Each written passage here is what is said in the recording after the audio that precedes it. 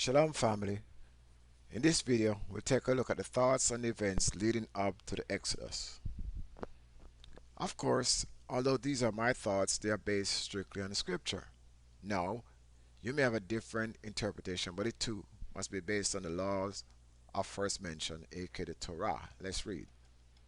Exodus 12 verses 10 and 22.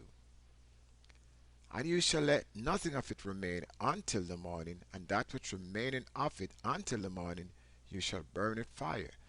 And we know it's talking about the Passover lamb that was sacrificed leading up to the time when Yah would have passed over Egypt. Okay?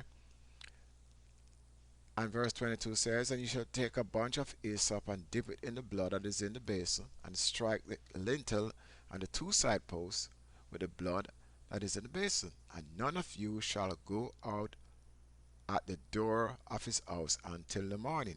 I have highlighted, none of you shall go out at the door of his house until the morning.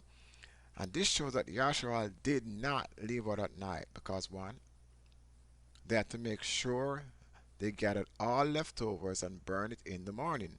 And two, they were told not to according to Exodus 12:22 above. But when we turn to Exodus 12:31, it reads, And he called for Moses and Aaron by night, speaking of Pharaoh, and said, Rise up and get you forth from among my people, both you and the children of Israel, and go, serve Yahuwah, as you have said. I have a depiction here of Yahshua leaving out of Egypt, okay? And it was done by one Edward Pointner.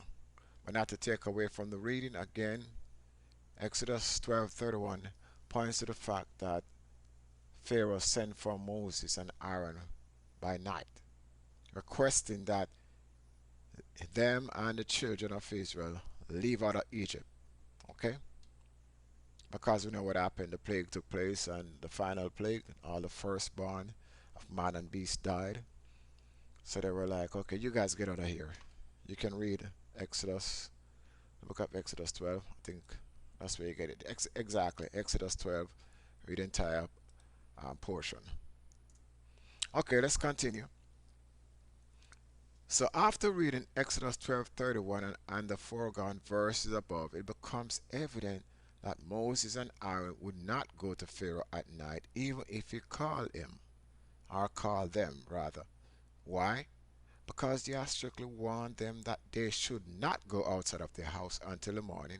Again, see Exodus 12:22 cited above. If Pharaoh sent messengers to fetch him that night, Moses and or Aaron, that should be Aaron, would not have gone out of their houses at night because we have evidence from scripture forbidding them to do so. So with that said, there are other parts in scripture that lets us know that they left out in the daytime at morning. Numbers 33 verses 3 to 4 makes it plain. Let's read it.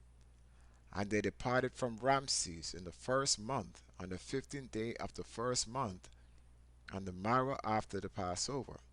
The children of Israel went out with a high hand in the sight of all the Egyptians. For the Egyptians buried all their firstborn, which Yahuwah had smitten among them. Upon their gods also Yahuwah executed judgment, meaning their rulers and their idols. Again, the above verse is self-explanatory because the morrow after Passover would be the daytime hours on the morning of the 15th based on a sunrise to sunrise day.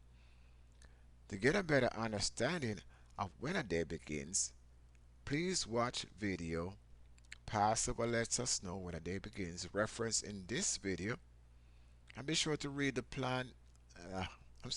pinned comment that I made concerning Numbers 9:11. And with that I say Shalom.